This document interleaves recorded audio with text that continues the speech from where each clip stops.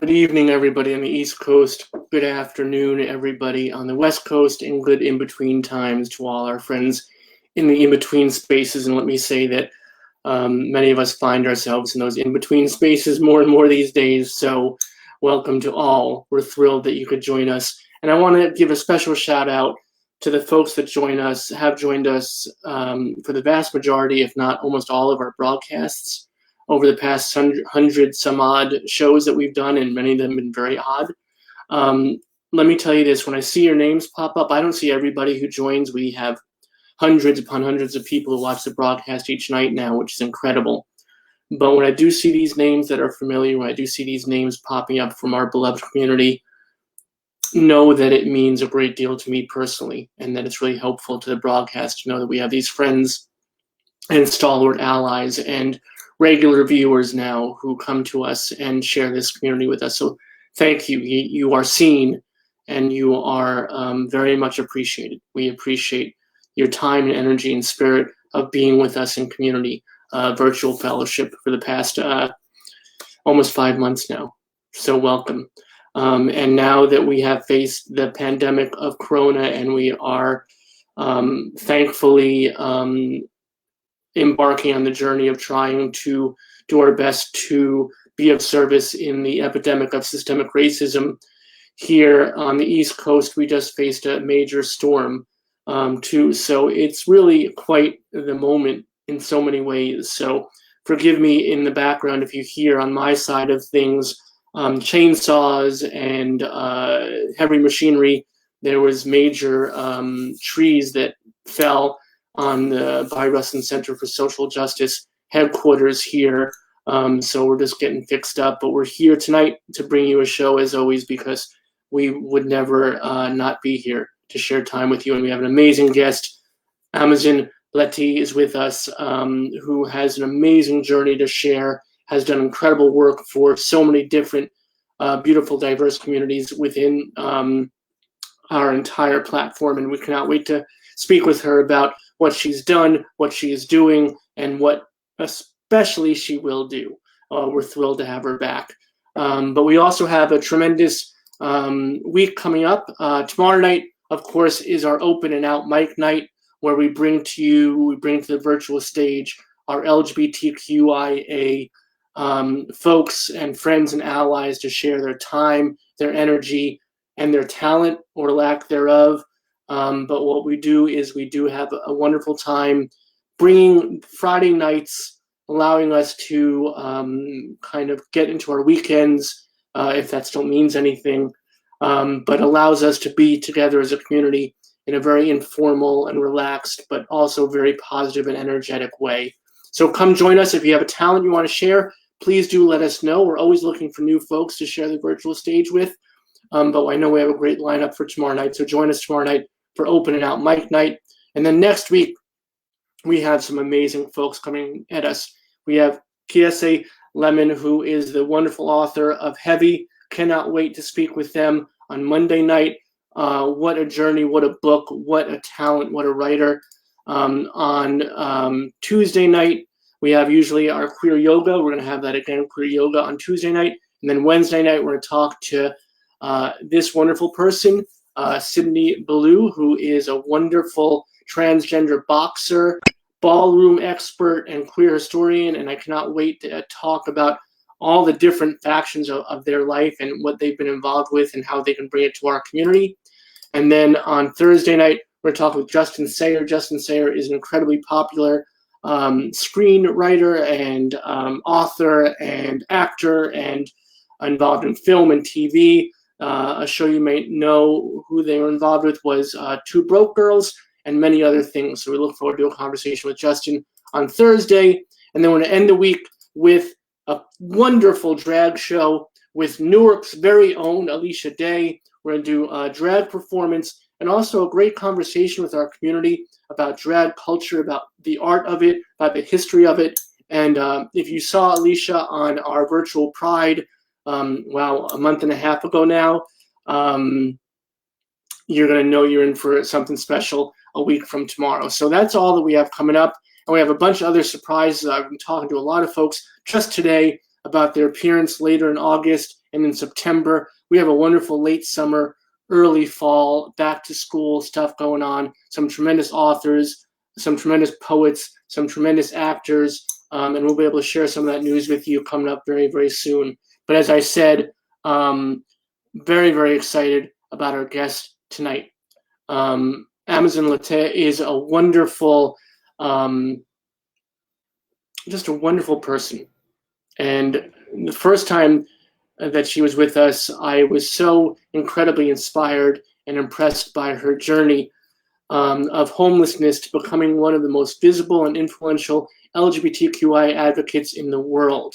She's an athlete, ally, Stonewall sports ambassador. She's been recognized in the Australian Pride Power list, Out 100 list, Human Rights Campaign, Asian Pacific Islander Heritage Month honors list, 2020 Go Magazine 100 Women We Love list, and 2020 Global Changemakers. And that's just like tip of the iceberg, kind of just perfunctory stuff. There's so much more than Amazin has done. And instead of talking about her, let's talk with her. So bring to the virtual stage, beloved community, please welcome a good friend of ours. Thanks for joining us. Thank you for having me back. I love being a return. Guess that's quite an introduction. And actually, I had to edit that down. That's just so everyone knows. At home, if you're really not familiar with her work, this is an amazing, inspirational individual. And I want to quote something right at the top. This is something you said that I found so affecting, and one of the things that really hits home, I think, who you are. And this is what you said. And you said, quote, "I suffered a tremendous amount of discrimination and bullying as a child and into my teenage years. I've experienced homelessness, poverty, and depression that led to contemplating suicide. I understand what it feels like to be marginalized and what many rainbow LGBTQIA youth are going through because I've experienced it myself. I don't want anyone else to go through what I went through. So by sharing my story, I want to inspire young people and help them achieve their full potential in life." That is such an incredible statement. It's an incredible mission. But what's more incredible is that you have been living it every day.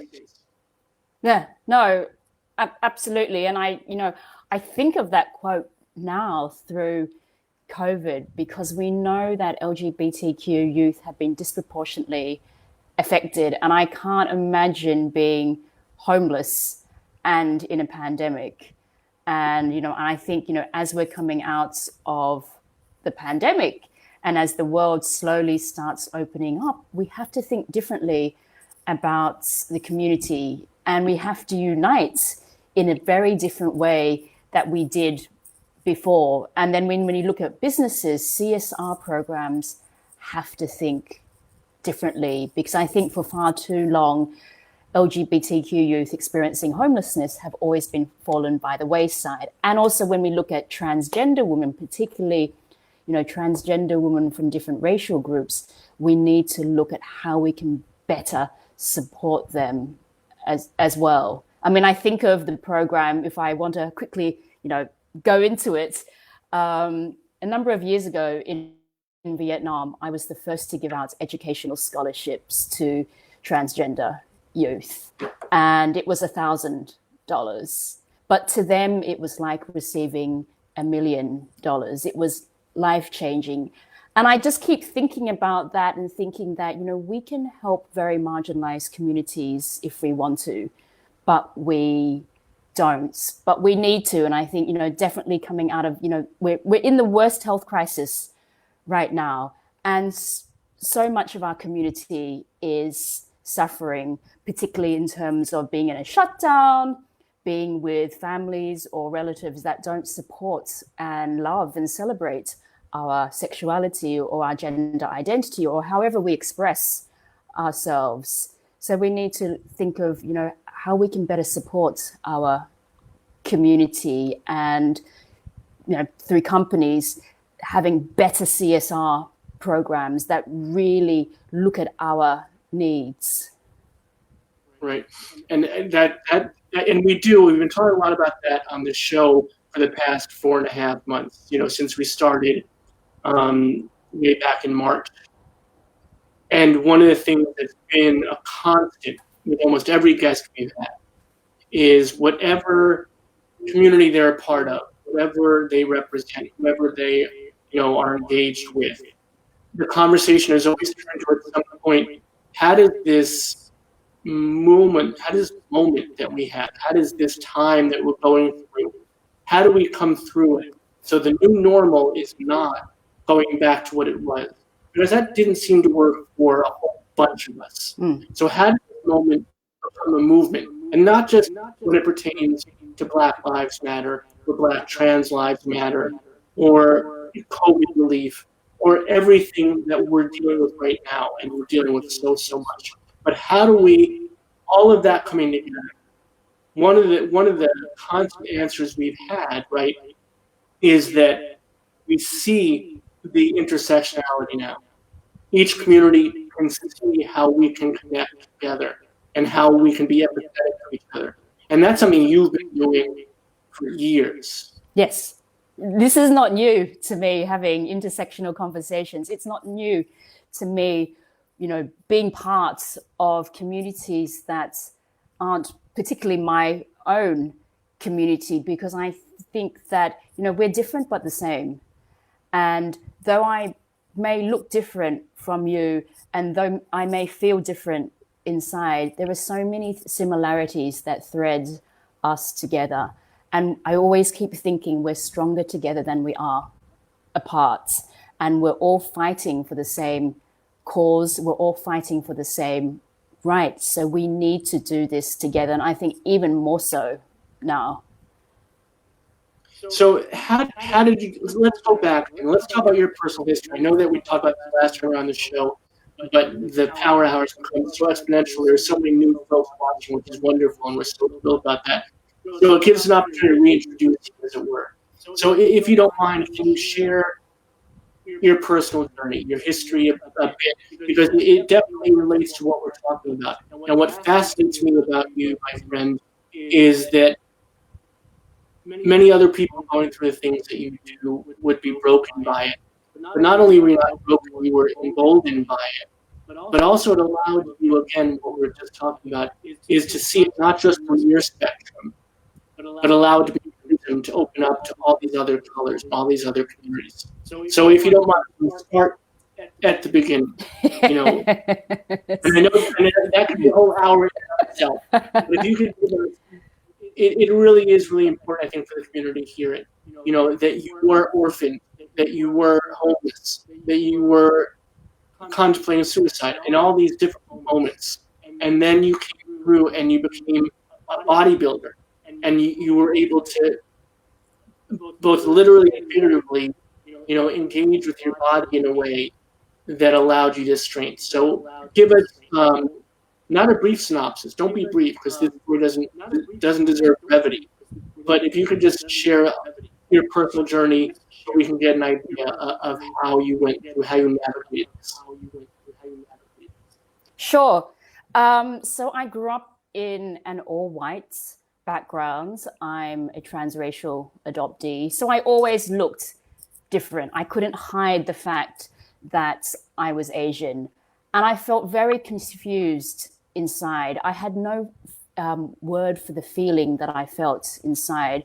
I spent my formative years living in Australia in a time when Asians were just coming into the country. So we had an administration like the Trump administration, in one sense, where they publicly stated that they did not want the country to be Asianized and that they were being invaded by Asians, which was very confusing as a child, because it made me seem like I was some kind of alien that came through on a spaceship.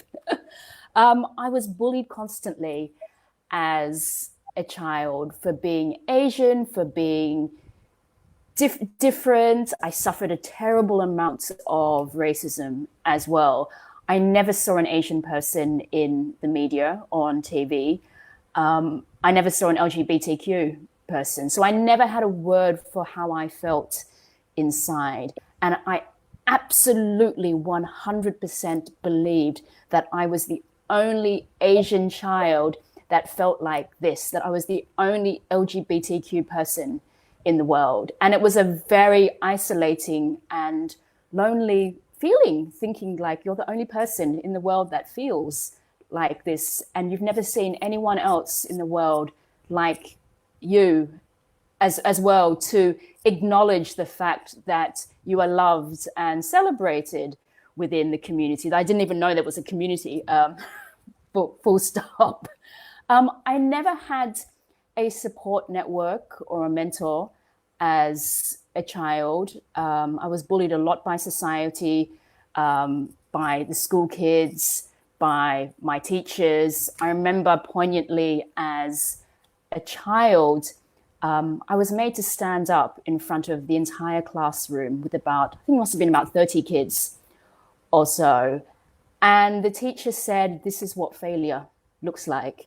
And at most in life, I will be the one that will fail. And all the kids laughed at me. And I just remember standing there thinking that how worthless I am. The society I lived in hated Asians. My class and the kids around me thought I'm an absolute failure. And I just felt very worthless inside, and still very also so confused about my sexuality as well. So it was just compounding and of layers and layers of just this confusion as to who I was and to why society felt like that to me. And I just remember thinking that I will never feel this humiliated again, and thinking I can't cry because everyone is laughing at me. And I just remember sitting down, and then the teacher just kind of looked at me and then threw the blackboard eraser at my head. And I just remember sitting there. I can just even remember the moment really poignantly, and it just hitting on my forehead and thinking, no one thinks much of me in this world. I started to get a lot of gay bullying, even though the kids didn't know about me. I think just kids in general, they just use that gay slur just to, as another form of hate. And obviously it means so much more when you come from the community. I went into sports as a very young kid. I think for me, just trying to find some kind of sense of community. But I found very quickly in sports that, one, I was the only Asian kid, and that I was completely singled out in sports. So that bullying and racism continued. And I saw very quickly in terms of how sports saw Asian people in sports. And I was bullied and teased by my team, by other teams. My coach even pulled me aside and said, Asian kids, you're not really designed for sports. You're kind of geeky and slow, and, your frame isn't good enough and ideal enough for sprinting. I was in the sprinting team, so I was pushed out of that into long distance running. And I really just fell into bodybuilding as a child, highly unusual as an Asian kid. I was 6 at the time, and I had such low self-worth and no confidence whatsoever. So I just started using these dumbbells. I had no idea in terms of what I was doing. I used to literally do 100 dumbbell curls a day, plus sit-ups and push-ups. That was pretty much my routine every day. But it was something I could do alone. And it started to give me the confidence that I needed, because I just started seeing my body react, and, small muscle. I mean, obviously for a 6-year-old kid, small muscles. And then I started going to the gym, by, the age of 7, 8, just down the road. I mean, obviously I had no money, but the gym was owned by a local person in the community, so he didn't really care. And it became my haven, but I saw very quickly in terms of then what adult sports was like, and also going from kids sports, moving straight into a very heteronormative, very masculine, misogynistic, sexist sport. So I went from racism to bullying to misogyny and sexism.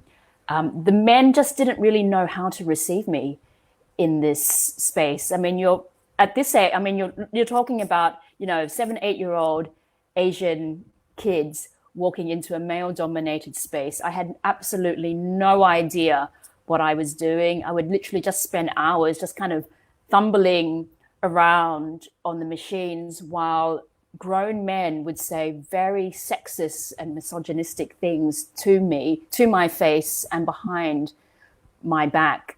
But I just loved the sport. It was something that I could do alone, and it just gave me the confidence. I just did not feel safe or celebrated in team sports. So for me, this was just perfect. There was obviously, I had to get past the misogyny and sexism and find a way to stand my ground in the gym. And I, with men in the gym, to stand your ground was to lift just as much as them or more than them to gain respect. It was very simple. I thought, gosh, men are very simple human beings. But I used to spend a lot of time in the reception reading bodybuilding magazines. So I learned very quickly in terms of the impact of sport and what that impact would have. Obviously, back then, there was no such thing as, LGBTQ sports equality, but I just saw how athletes just use their platform of sport to be able to do other things in their life. And the only person that I latched onto, only because I just kind of saw a difference in him, was Arnold Schwarzenegger. It's kind of like a strange kind of mentor for an Asian LGBTQ kid. But to me, it was just the fact that this, someone with a strange name, with this different accent, came from a faraway land, but used this platform of sports to be able to levitate themselves and do all these amazing things in the world. So it just kind of gave me the idea of, what I could possibly achieve through sports and how I could create an impact through sports. So I had no idea what that impact was. And in terms of, struggling with my sexuality, that continued into my teenage years. I learned very quickly in sports that you could never come out. The Bodybuilding Federation and the community let me know that through what I read in the magazines and what I saw. I think sport in general have very toxic gender norms of, this is what a man has to be and this is what a woman has to be. And, bodybuilding bent those gender norms because, men still grappled, and they still do, around women with muscles, but remaining their femininity as well. So I never believed it would be possible ever to be openly out in sports. So I just kind of erased that from my mind. And as a young adult, as a young teenager, I started to compete competitively. I always had a competitive edge. And I think it gave my mind something to focus on, because I still encountered a terrible amount of racism and bullying through sport in society, and still a terrible amount of confusion with my sexuality. Still, I had not seen any LGBTQ person, not really familiar as well with LGBTQ or how to really express myself in words. So sport really gave me this haven. But I think, I was always waiting in terms like this atomic bomb, because I carried so much trauma inside of me since a young child. And, the racism and bullying really affected me as well, particularly as a young child, just kind of constantly receiving it and feeling just like I was not worthy to stand in the space I lived in, and just felt not enough at all. I hated being Asian. I hated that, I lived in a society that didn't acknowledge who I was. And as a child, I would spend so much time with soap and water, trying to wash away the Asian, but still very confused as to why I looked in the mirror and still saw an Asian person. And as a young adult, I left Australia and, started traveling, around the world. And I realize now that so many of us are a paycheck away from poverty and one person away from falling into the bad crowd. And I just literally, as a young adult, exploded. I was suppressing so much inside of me, and my mental health was always very up and down. And I just ended up in the bad crowd. I met some LGBTQ people that loved and celebrated me, but they just weren't the right people.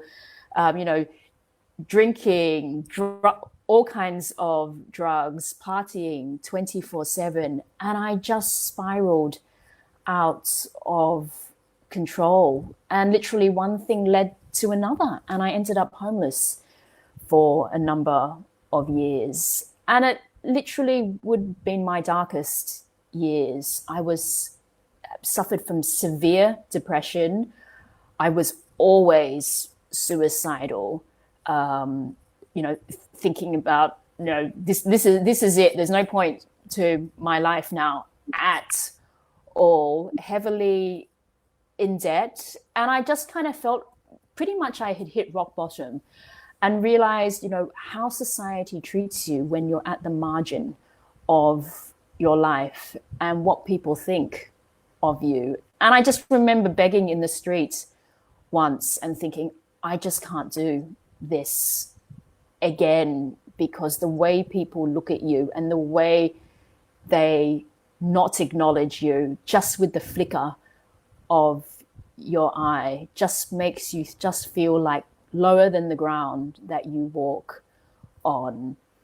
And I just kind of had a poignant moment when I was homeless in one of the shelters, and I slept for 2 days straight, woke up on the third day crying uncontrollably for 24 hours and literally finding myself in a fetal position in the corner of the shelter thinking, what has become of my life? And I just can't go any lower than where I am right now. And I've just got this decision that I have to make of trying to find a way to pull myself out. And I just remember going back to that moment when I was a kid, and that teacher making me stand up in front of everyone saying that I'm going to be the greatest failure in life, and just thinking in that moment that if I end it now, I will be the greatest failure in life. And that was just kind of the moment that kind of catapulted me to do something. And I just remember thinking that I have so much more to give, and I don't know what it is because I have absolutely nothing, but it's not my time now. And I just have to find a way to pull myself out. And it was the hardest thing that I have ever done. And I know now that sport has been my survival technique, that it has given me the resilience throughout my entire life to overcome these major hurdles that I have had. And I just kind of put my mindset back into sports and being able to push past this pain barrier. I mean, it was very, very hard. Don't get me wrong. I had a nervous breakdown pulling myself out, and it just took me years after that to recover. And, I've used all these moments in my life for the person that I am today and the advocacy work that I do today. I never thought I was ever going to be an advocate. It was probably the last thing on my mind. I know as a child and a teenager, I always wanted to make this impact through sports, but I never knew what the impact would be.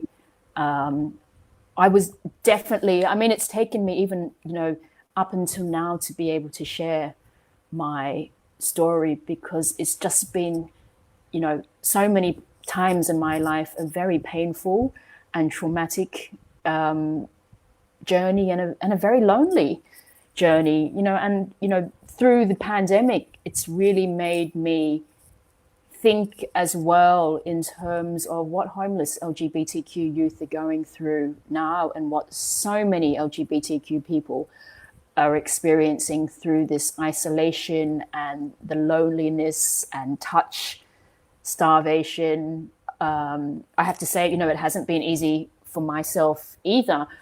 I had moments at the beginning of the pandemic that I had these triggering moments, and I couldn't understand where they were coming from. And I realized the start of the pandemic triggered my moments when I was homeless and feeling helpless and isolated and alone. And then I had to kind of stop myself and pause and think, I supported myself to come out of the hardest moment of my life, which was homelessness. And I can get through a pandemic because I know everything. And this is something that we always have to remember. Everything is temporary. And for me, again, I had to go back into my mindset of sport, and how I have survived through my life is my survival through sports. So how does that work?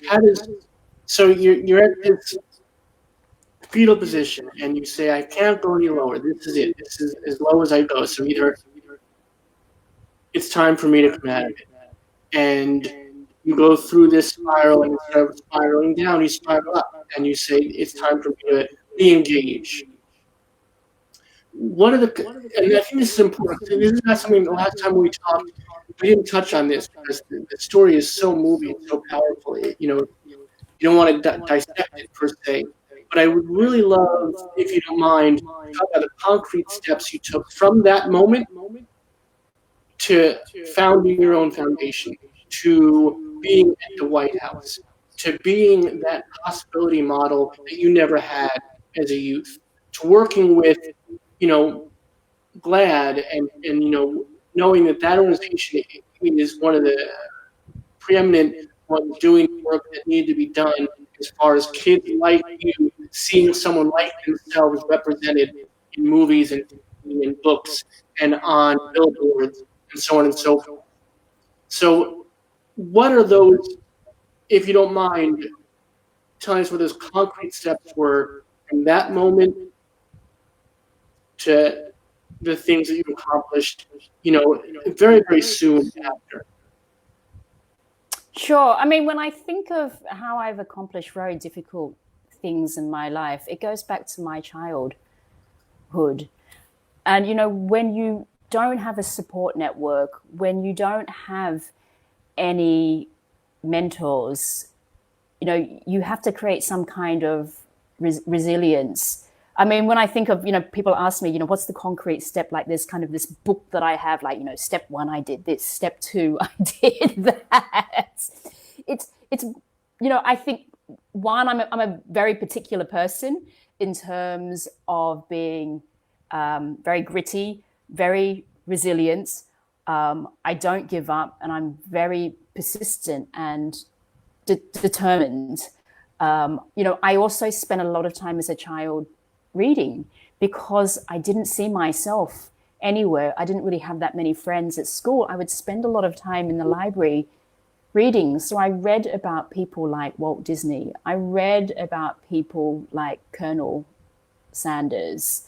I spent a lot of time, at the gym reading about people like Arnold Schwarzenegger. So I read a lot about people who have gone through very difficult circumstances, people that wanted to achieve, in many people's mind, the impossible.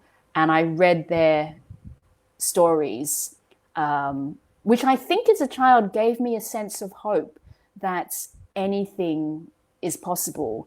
And, there's so much power in storytelling. And I see now, in terms of how children need to hear very powerful stories of hope, particularly LGBTQ kids, to know that there's a hope for a better tomorrow and a hope for their future. So I think, that really helped me. And also sport, people who have had sport throughout their entire life develop a unique set of skills that they can carry to different areas of their life. And in terms of what I went through with homelessness and all these different journeys that I've taken that have led me to the White House and, speaking to governments around the world and working with organizations like GLAD, I really also bring it back to sport, because sport as a kid gave me a different kind of mindset in terms of being able to push past pain barriers. It gave me unique skills. I learned how to goal set very early on in life. But I also learned, when I went in, I think I'm quite unique in terms of going to the gym as a small child, which is highly unusual, literally. And that gave me a very unique skill. I went from, playing with kids to spending all my time with grown men and then learning how to stand my ground in that environment. And that's a skill as well. And also, going into the gym and seeing, 100 pounds on a machine and thinking to myself, I can lift that when I can't. And then going and trying to lift that, that's a unique skill in terms of goal setting, visualization, and the power of, positivity in your mind and a belief mindset that you have to build. So I've, been building those different skills since I was a child. I had never carved out this journey that I have today. My one goal was to share my story to as many people as I could in the hope that it would resonate, knowing that when I was a child, I never heard a story like mine. I never saw anyone like me. And it's really just kind of led me to this work. I mean, in terms of all the governmental work that I do, that really came about from my time being back home in Vietnam. And that was literally cold calling governments and telling them who I was and requesting a meeting to share my story with them. That is really how it happened. and now I command a stage, and I've worked with majority of the governments in the world, and I still do, in terms of using sport as a platform for equality, looking through the Asian lens and the barriers and challenges that Asian LGBTQ people face. And for me, I still have this one goal. I always think, keep it very simple. My one goal has always been to share my story to as many people as I can, and particularly within the LGBTQ community, because we don't tend to hear stories from the Asian LGBTQ community. And we don't tend to hear stories that mirror our story as well. And I think when someone has gone through all the challenges that I have, it's important that I do share my story, because it gives people hope, particularly people that are still going through these challenges right now. So I think firstly, I need to say this is I hope that there's a children's book in this. There's a children's book that needs to be written and illustrated about your journey. And if this is not something you've considered, please allow me to put that buzzing in your head. And I'd love to talk about it, because I think that this would be an amazing, wonderful visualization of your journey and everything you've done, and you would be that possibility model that you never had as a kid. So let's just put that on the back burner for right now. And now that we're somewhat up to date about your journey and what you've accomplished, and there's no way to talk about all of it, but to some extent, let's talk about what you're doing right now. Because what you're doing right now is important, because you are on so many different fronts of communities that need support in such a direct and dramatic way right now. You have bills across the U.S. that are looking to bar trans athletes from competing, both professionally and kids, which is just reprehensible. You were with Jane Valdez, who was on the show just a couple weeks ago, who we love, and you were talking about she's the first Asian trans woman to be nominated for an Emmy. So you're representing in so many different ways. Can you touch on those things that you're doing now to keep our community safe, to keep our community direct, to keep our community hopeful during this difficult moment? Sure. I mean, look, as a trans ally, I always speak up, and I think allyship is so important, and particularly for the trans community. I mean, we're looking through the pandemic, and trans rights are being violated in every corner of the world.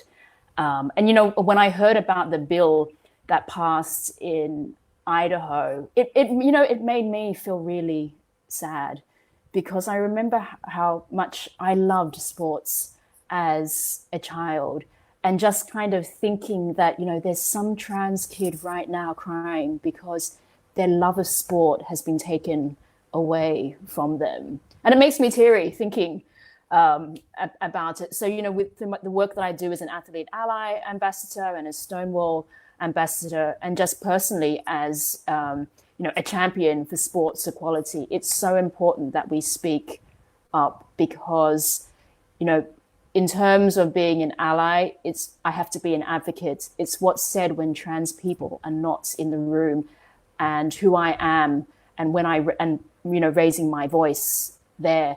And there are so many athletes and the athletic community can be so transphobic.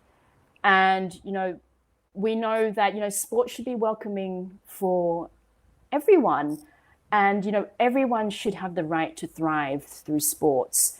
So, between now and leading up to Tokyo 2021, I'm having a lot of conversations in the public space with governments, with businesses, doing lots of virtual events around using how we can use sport as a platform for equality, and how we can best support the trans community through sports. And yes, during Pride Month, I partnered with the Advocates, and I did a series of Asian LGBTQ discussions, which was the first time for a major LGBTQ media platform. And one of the people that I spoke with was Ray Valdez, an amazing actress, producer, writer, and director, who has now made history as the second trans woman next to Laverne Cox, but the first Asian trans woman to be nominated for an Emmy this year. And representation is so important. I mean, I was so moved when she was nominated, because I think now for the very first time, an Asian trans person, particularly an Asian trans kid who never sees themselves in the media, can now see themselves as an Emmy award-winning nominee, which is just incredible. Even if she doesn't receive the Emmy, that representation and what she has done for the community, will last forever. She's opened a door that was once closed for Asian trans women, and for Asian trans girls who never see themselves. I'm doing a lot of work around social and racial inequality. I think sport is opening up, and we've never seen so much athlete activism, particularly with the BLM movement. But we have to have other intersectional conversations to make sure that other racial groups are at the table, as well as the trans community is at the table as well. And then my work around LGBTQ youth homelessness, because we know that they are suffering. So many shelters are closing down. They're not getting the support that they need. A a number of years ago, I piloted in my own country the first leadership, sports, business, and education program that looked at providing very unique skill sets to LGBTQ youth experiencing homelessness, and then looking at a fast track to career path development. So I'll be launching that in the US next year. So I'm just kind of working towards my plan for that. And I think, if there's a silver lining with the pandemic, it's the mere fact that we're using the virtual space more. I mean, look at what you're doing with the Social Justice Power Hour. Might you have done it if there wasn't a pandemic? You may not have, because you'd be busy doing other things. So we're connecting in a way that we never used to really connect. So I'm having so many more global conversations around equality, around being LGBTQ, around being Asian and what that means to be Asian and LGBTQ, and how we need to use sports better as a platform for equality. One of the conversations you had was with the actor B.D. Wong, and that was so meaningful to me personally, because I remember seeing B.D. Wong on Broadway in the original M. Butterfly, and his character and his portrayal of that character was so incredibly powerful. He was with John Lithgow, and it was such a beautiful show and a beautiful performance. And I was so inspired by it even then. And the work he's done, has just become even more exponential in his performance and his professional career, but also his advocacy. He is such a strong advocate. And that must have been quite a moment for you too, to have that conversation. Absolutely. I think, with all the Asian LGBTQ stars that I spoke to, because Asian people, we never get this kind of platform where we can have these one-on-one conversations with each other and then invite the world to listen in. And, it was so successful. We had people logging in from all over the world. And, I think, I feel Asian LGBTQ people are finally having our moment. There are so many more of us in TV and film, though still not enough. But at least, representation is getting better. I mean, personally, I never thought that I would ever see an Asian transgender person ever be nominated for the Emmy. I mean, only for the last couple of years, it's really been Sandra Oh in terms of Asian representation at the Emmys. And, this year we have a few more, but I think, it's just amazing that we have this kind of representation. And we, as we keep moving forward out of COVID, out of the pandemic, when we can start going to in-person events, we still have to have that at the back of our head, is everyone at the table. Right, but one of the things that kind of is unspoken is this prejudice that's been thrown at the Asian community through COVID, and our own national leadership, refers to it as the China virus. And when you have that coming from the voice atop, how difficult is it then to have to raise your voice that much louder to be heard over that? I mean, it's been a very difficult time for the Asian community. We've never been so visible in terms of the amounts of racism and, really violent xenophobia. I mean, just the last week in New York, an 89-year-old Asian woman was set on fire. A couple of weeks ago, an Asian bus driver in San Francisco was beaten with a baseball bat. And in both incidences, the police didn't say that they were hate crimes. So, we're having to shout really loud. And, the media has moved on as well around, the continual rhetoric around this administration. And it's become very difficult because, every afternoon he has his briefing, and it's the China virus, it's the Kung Flu virus. And when you attach an ethnicity to a virus, you specifically target that community as well. And I think, we're your friends, we're your colleagues, we're your loved ones. Some of you are married to us, some of you have us as family members. And, at some point, COVID will go away once we have the vaccine. But this racism and violent xenophobia has now been unleashed towards the Asian community, and that will stay around for a very long time. And we have to think about the language that we use. I know, in the LGBTQ community, language is very important. And you may make a joke about the China virus or the Kung Flu virus, but it directly impacts and affects my community. And even with the media, when they talk about the virus, they always show an Asian person in a mask. So it's continually reinforcing that it came from the Asian community. It's, because of the Asian community. I never thought there would be a time when, as a community, we would be blamed for the pandemic and we would have this wave of racism and hate that's just constantly directed towards us. And obviously, if you're LGBTQ on top of that, it's another layer that you're having to deal with. And it's very much akin to what Dr. Ibram Kendi talks about being anti-racist. It has to be a really conscious and a very direct action thought on our part to speak up and out.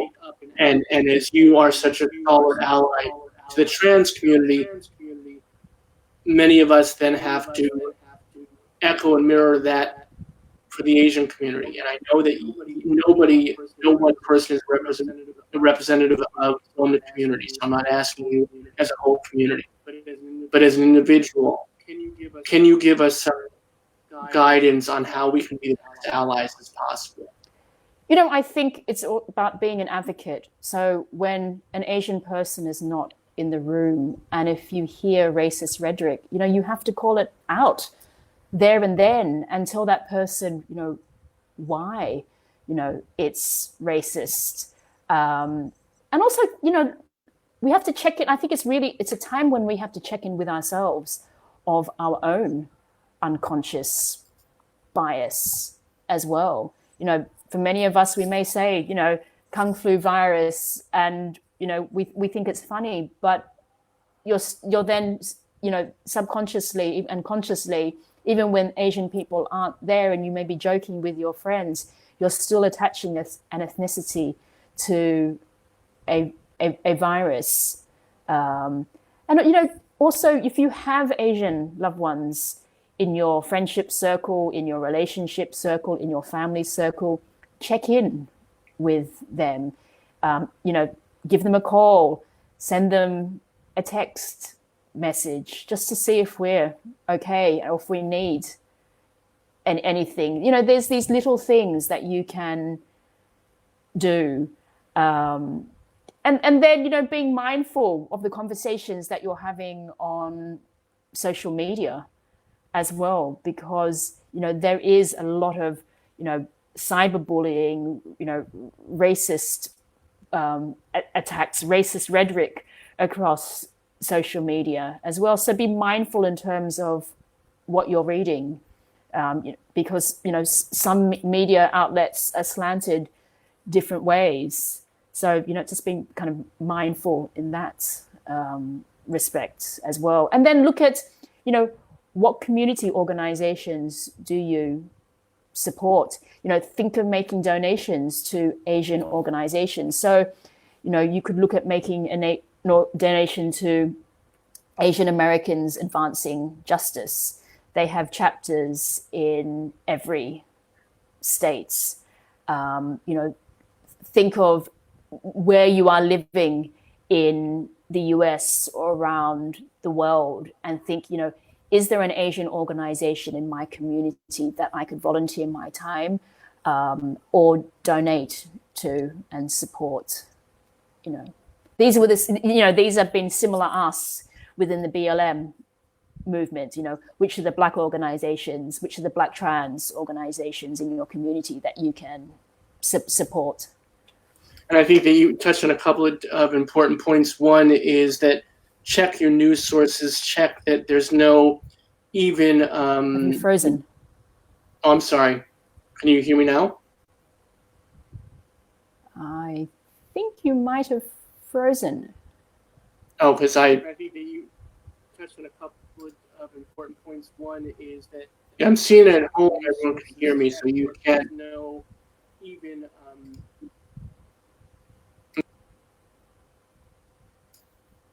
How's that now? Better? How's that now? Better? Yes, that's better. All right, good. All right. So we're on different sides now, so it kind of throws me off. But so what I was saying is you talked about finding secondary sources for your news media, for your social media, making sure that there's no slant to the coverage. And sometimes, it's very obvious. That's easy to see. But there are many times that it's very subtle, and that's even more insidious. So checking your news sources, checking what you're talking about, making sure that the information you're getting is factual and has a good platform. And I think that's a great thing that you touched on that too many folks are not paying attention to enough. And also, please support Asian organizations that are supporting social justice and making sure that we are watching our language. Watch your language, right? That's an obvious one that we're not thinking about enough. Because some of this is so ingrained in what we say and what we think. So overcoming that. So really salient points. What I do want to say to you is the first time you were on, I was somewhat reluctant because to me, I didn't realize how important sports were to the queer community, to the Asian community, to every community. Because myself as a youth, I was ostracized. I was not athletic, and I had a very strong dislike for it, and the competition and the machismo and everything that was inherent in it. And you really opened my eyes, and you really gave me a window to see how important it was. So I want to thank you for that. And I'm so glad that we now have a path together, both professionally and personally. I feel like it's really an important message to bring to us. So thank you so much for that. No, thank you. I've thoroughly enjoyed my time, my second time as a regular guest. I think what you're doing is so important for the community. I'd like to actually invite you back. I think come the fall, when most schools will not be reopening, hopefully, because that's the only way that kids can really be kept safe. I think we need to be smart and safe. And I know how important it is for kids to be social, to be in a community. But we have to do it when it's safe and when it's right. So I think that what I'd love to have you do, if you're amenable to such, is to come back in the early fall and talk about how we can find other outlets for kids to be athletic, to kids to find that community they would find playing sports together in other ways at that time. I think that what I'd love to have you do, if you're amenable to such, is to come back in the early fall and talk about how we can find other outlets for kids to be athletic, to kids to find that community they would find playing sports together in other ways at that time. No, I would love to. I'd love to come back and talk about kids in sports and LGBTQ stuff. Absolutely. So we'll find a date in the early fall for you to come back, and I know our community would love that. Thank you so much for your time tonight. And I know that our intern Ashley has been throwing up links and all sorts of ways to get in contact with Amazin. So please do that. Please support our guests, support her work, and we look forward to having you back in the fall. Thank you so much. Thank you, everyone. Thank you. All right, have a great night. Be well. Thank you. Bye-bye. All right, everybody. Wonderful evening, wonderful conversation, and we look forward to having that again in just a few weeks. I think it's really important that as the kids have to readjust to whatever they're going to be doing in the fall, that we have this strong advocate who can talk about how we might see other ways and other outlets for them to participate in sports in other ways and reimagine what that might be. So again, join us tomorrow night for the open and out mic night for our LGBTQI community, our friends and our allies. Come to the virtual stage. If you have a talent, if you have the energy and the spirit, please join us in the virtual stage if you want to, or please just come enjoy our performers. It's always a wonderful way to kick off the weekend if that's still a valid thing for you and yours. And next week, as I said, we have tremendous guests, and every week we have tremendous guests, whether they're local inspirational folks from within our community or nationally known folks like Amazin or like the other folks we've had. It's always a wonderfully meaningful and robust conversation. But again, as always, it's about you folks who are watching and listening and being a part of the energy at home. And none of it would mean anything without you. And we love you and we respect you and we appreciate your time. So thanks for being with us. Have a wonderful 22 hours and 55 minutes. We'll see you back here at 7 p.m. Eastern, 4 p.m. Pacific on the Rustin Center Social Justice Power Hour. And be well and be good. Be good to your families. Be good to your friends. Be good to your enemies because they can become friends. And most importantly, be good to yourselves. Much love and respect, everybody.